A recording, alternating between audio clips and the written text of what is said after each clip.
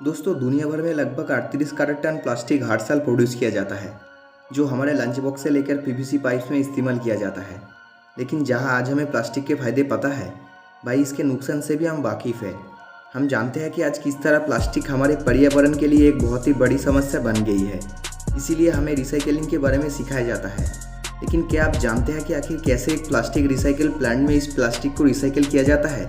अगर नहीं तो जानने के लिए बने रहिए वीडियो के एंड तक हमारे साथ। वीडियो शुरू होने से पहले चैनल को सब्सक्राइब करना और बेल आइकन दबाना मत भूलना। प्लास्टिक रिसाइकलिंग करने में सबसे पहला स्टेप होता है सॉर्टिंग, जिसमें अलग अलग तरह के प्लास्टिक को अलग किया जाता है, क्योंकि उन्हें अलग अलग कामों के लिए इस्तेमाल में लाया जाना है। जैसे कि आपकी शैम्पू की बोतल HDPE प्लास्टिक की हो सकती है, लेकिन उसकी कैप पॉलीप्रोपेन या PP प्लास्टिक से बनी होती है, जिन्हें अलग किया जाना ज़रूरी है। सॉर्टिंग का काम ज़्यादातर ऑटोमेटिक तरीके से किया जाता है।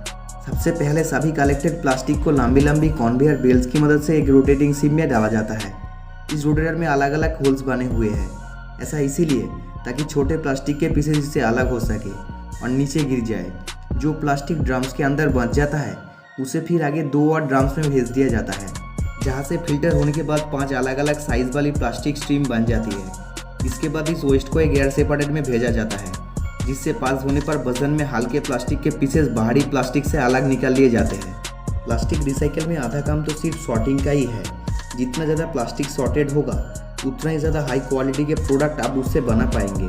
इसके बाद ये प्लास्टिक इंफ्रारेड स्कैनर से गुजरता है और स्कैनर इन्हें अलग अलग प्लास्टिक जैसे HDPE, PET या PP जैसे ग्रुप्स में बांट देता है। मशीन में एक ब्लोअर लगा होता है, जिससे पास होने पर अलग होने वाले प्लास्टिक को हवा के प्रेशर से कन्वेयर बेल्ट से बाहर कर दिया जाता है। अब मशीन के बाद एक बार कर्मचारी द्वारा भी प्लास्टिक को पिक किया जाता है।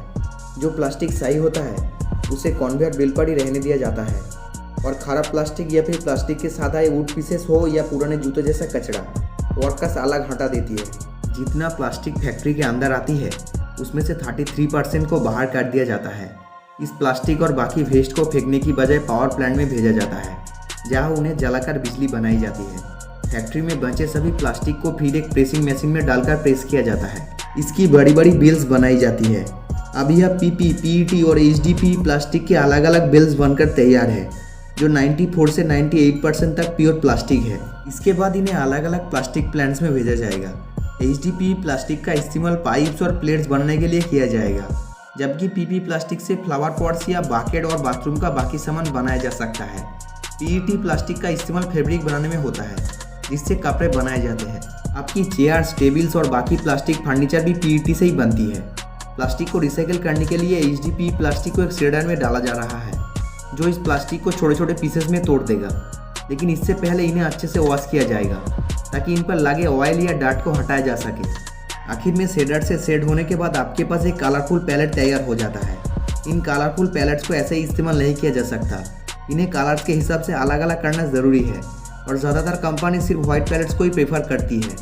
इन प्लास्टिक पैलेट्स को इसके बाद एक सेपरेटर मशीन में ले जाया जाता है। सेपरेटर मशीन में हज़ारों पैलेट्स को एक साथ साइड बाय साइड अलग अलग साइड से गुजरा जाता है।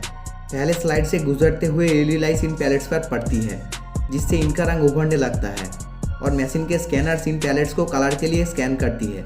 इस पूरे डेटा को फिर एक कंप्यूटर रियल टाइम में एनालाइज करता है।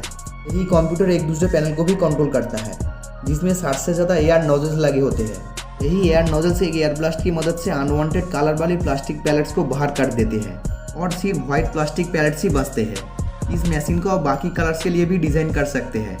ये पूरी तरह फैक्ट्री और उसके क्लाइंट के ऊपर निर्भर करता है कि उसे किस तरह का प्लास्टिक चाहिए।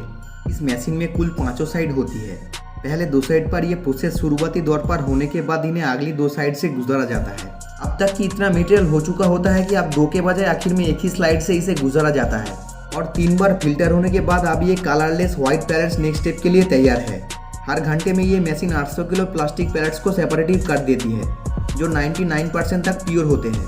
इस मशीन से इसके बाद ये सारा प्लास्टिक एक एक्सट्रूडर मशीन के अंदर जाता है, जिसमें ये 220 डिग्री सेल्सियस के तापमान पर गर्म किया जाता है।